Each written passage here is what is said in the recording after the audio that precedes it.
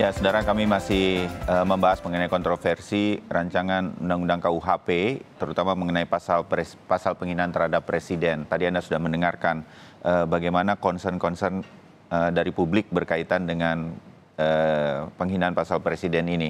Masih bersama Zainal Arifin Mohtar atau Mas Uceng, pakar hukum tata negara, dan Erasmus Napitupulu, Direktur Eksekutif dari ICJR.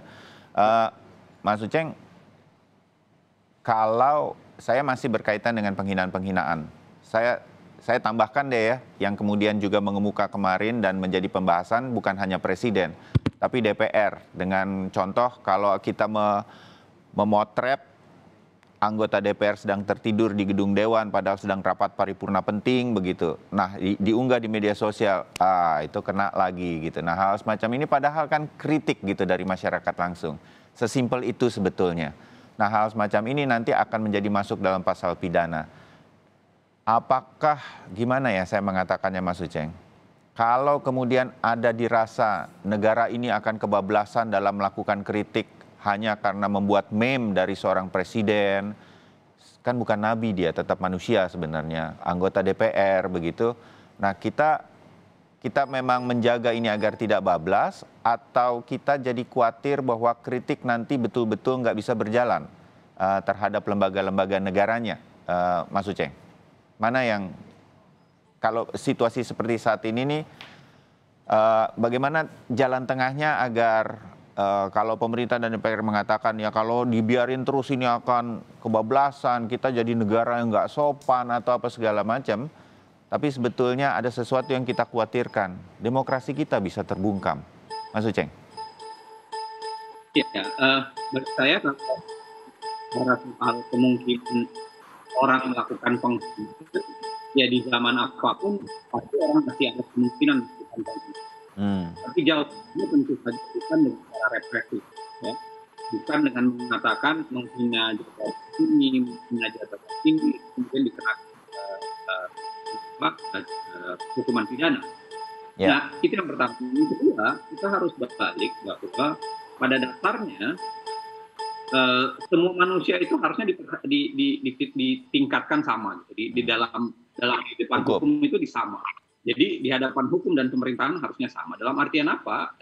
Semua orang diperlakukan sama, tidak boleh dibedakan hanya karena dia anggota DPR dan lain-lain sebagainya. Dan Mahkamah Konstitusi, kalau kita ingat, penghinaan itu bukan hanya sekedar penghinaan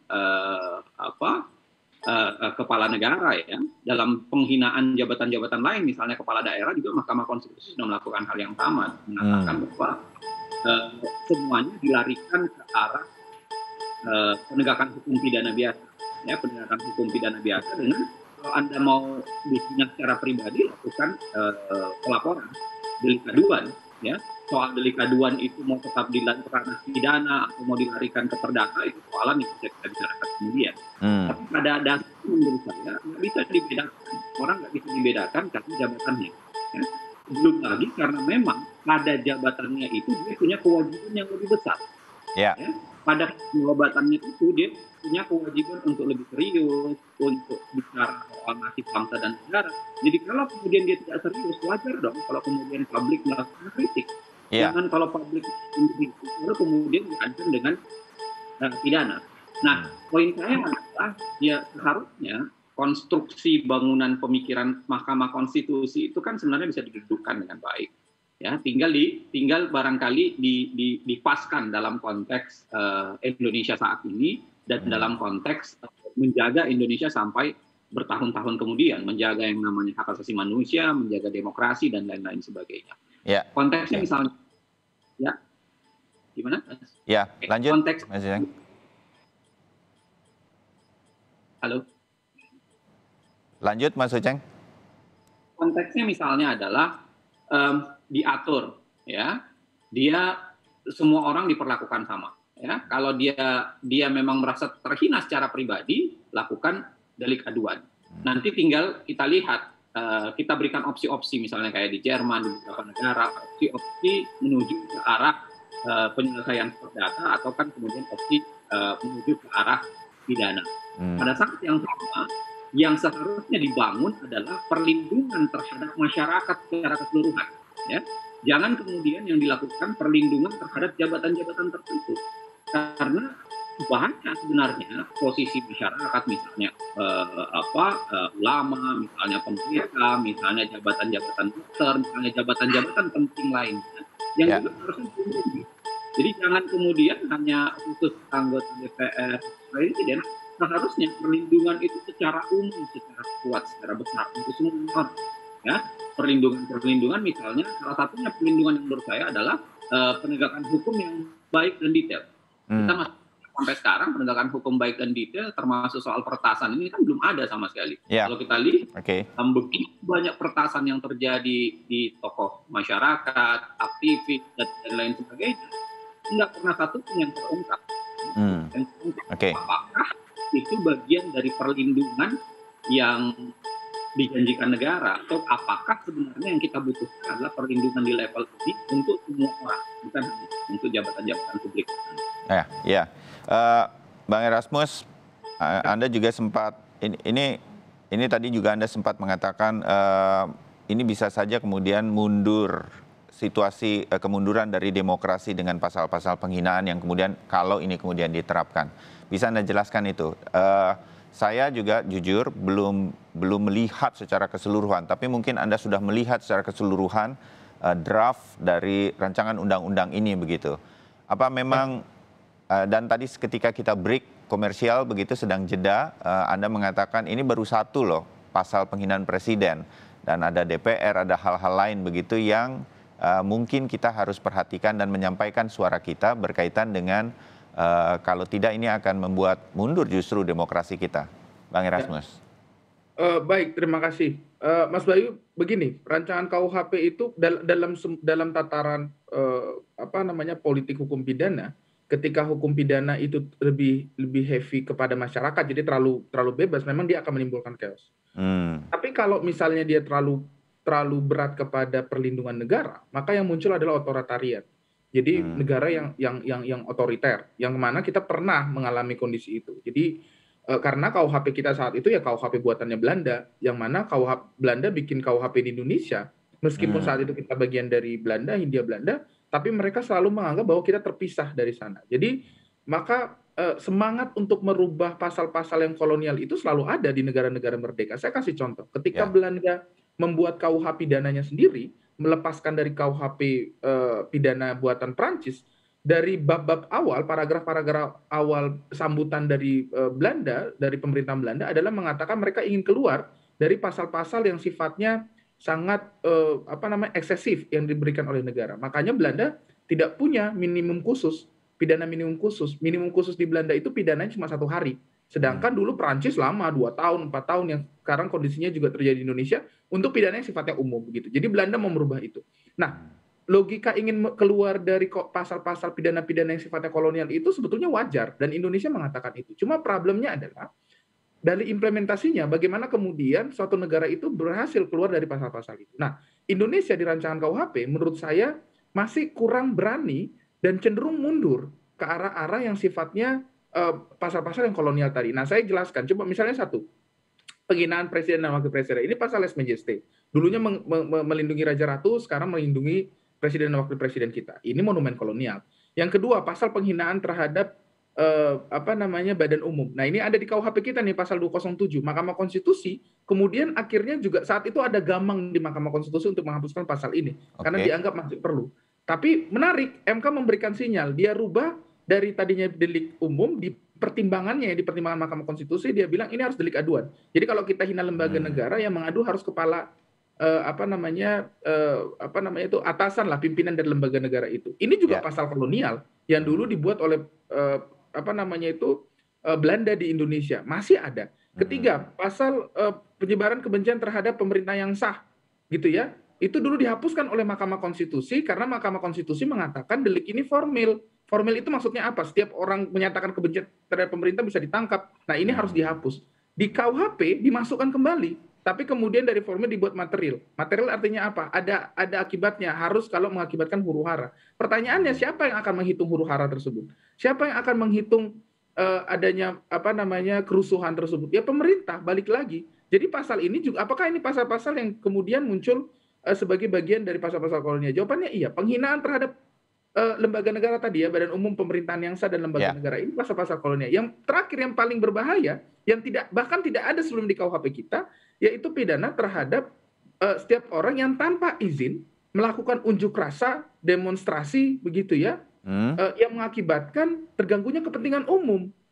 Nah, ini berbahaya sekali. Pasal ini memang ada di negara-negara yang sifatnya represif, begitu ya. Dulu kita punya tuh subversif tuh, undang-undang subversif yang kemudian dicabut oleh yang kemudian sudah dicabut. Nah, pasal ini maksudnya apa? Kalau kondisinya sekarang, teman-teman kami kemarin berunjuk rasa ya pada saat masa pandemi, dibilang tidak mengikuti protokol kesehatan, lalu kemudian kemarin jadi tersangka tuh beberapa rekan-rekan kita yang kemudian berunjuk rasa. Nah, pertanyaannya adalah tidak dapat izin, begitu ya, mengakibatkan terganggunya kepentingan umum, bikin macet itu mengganggu kepentingan umum, Mas Tampaknya Bayu. kalau aksi unjuk rasa pasti macet, dan itu pasti berarti macet. Kena pasal gitu ya. Begitu, dan harus izin, nggak ada unjuk rasa itu perlu izin, yang perlu itu pemberitahuan, gitu loh, nggak ada izin unjuk rasa, yang perlu pemberitahuan. Nah, pasal ini mengakibatkan apa? Pasal ini akan mengakibatkan logika untuk kemudian mendekolonialisasi, logika untuk kemudian menggeserkan KUHP kita yang saat ini kita bentuk.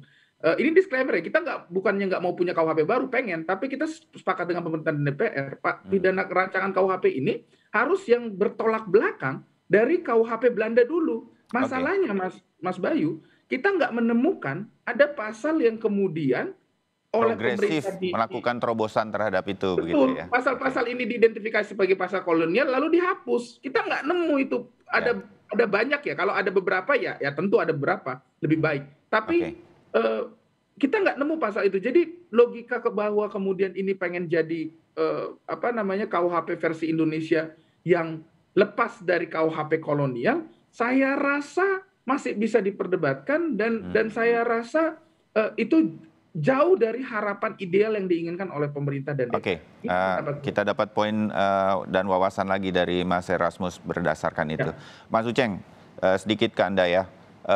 Ini kan sudah berulang kali draft ini sejak sejak lama sudah dicoba dilakukan revisi dan segala dengan semangat untuk keluar dari kolonialisme dan lain-lain. Dan saya yakin pembahasan juga melibatkan senior-senior jago-jagonya hukum. Dari pemerintah, dari DPR, mungkin dari luar juga. Saya nggak ngerti apakah Mas Uceng juga diundang atau apa dan segala macam begitu. Tapi kenapa belum sampai ke titik itu pembahasan ini? Dan masih mungkinkah kemudian harapan-harapan yang kita sampaikan dalam perbincangan kita pagi ini kemudian masuk dan diterima oleh pemerintah dan DPR pada saat ini? Mas Uceng?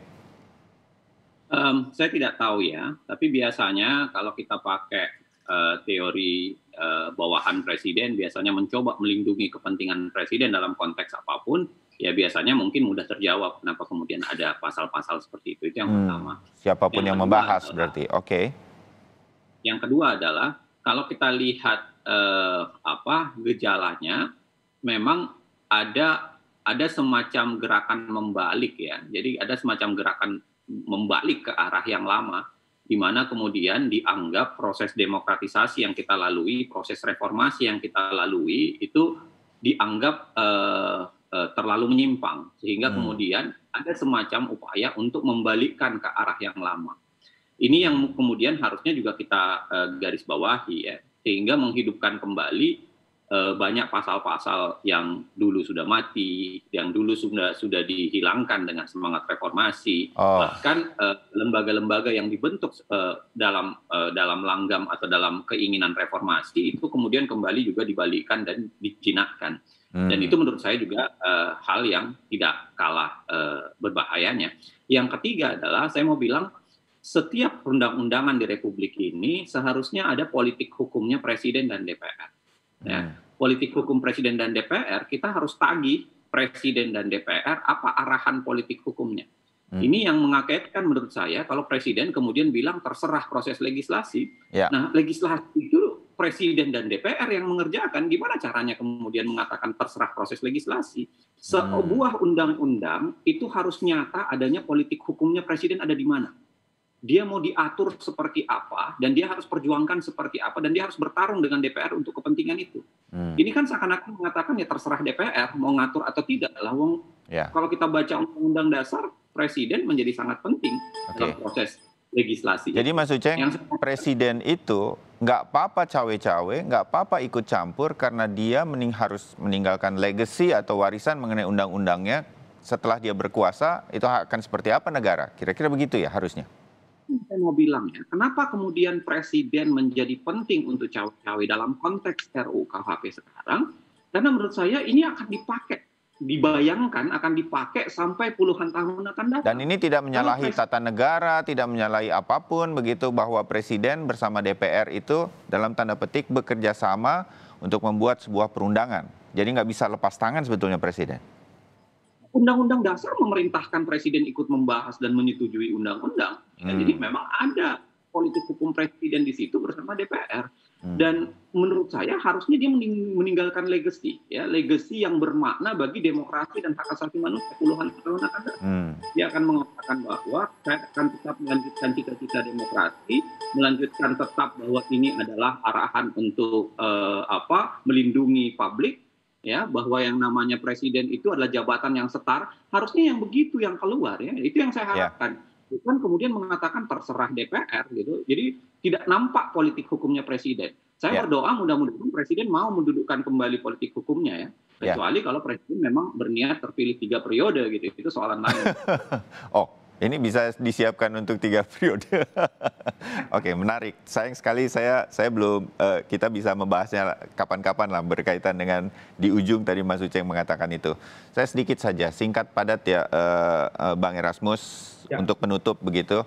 Kalau begitu pemahaman dan wawasan saya dan juga pemirsa Sapa Indonesia, masih adakah kemungkinan harapan-harapan dari kekhawatiran kita semua berkaitan dengan rancangan undang-undang ini? Sedikit dari Anda. Kalau ya ada harapannya itu akan seperti apa, ini akan bisa lebih baik. Karena ini kan masih draft dan memang sudah masuk di prolegnas, koreksi saya, tetapi masih akan dibahas. Jadi masih ada harapan harusnya. Betul begitu?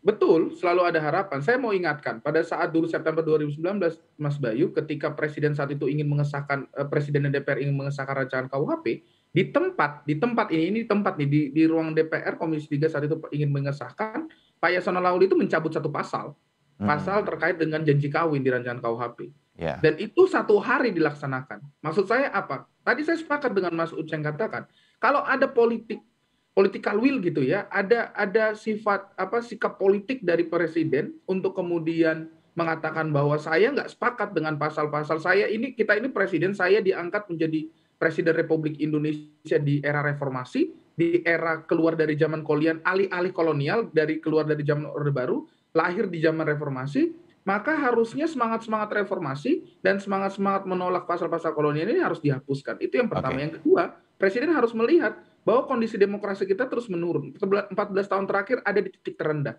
Jadi satu-satunya cara adalah buka lagi pembahasannya, dan yang paling penting adalah harus membuka hati, pemerintah dan DPR harus membuka hati bahwa ini betul akan dipakai puluhan tahun, bukan puluhan tahun, bahkan bisa sampai ratusan tahun. Terakhir kali KUHP ini berlaku di Indonesia itu tahun 1918.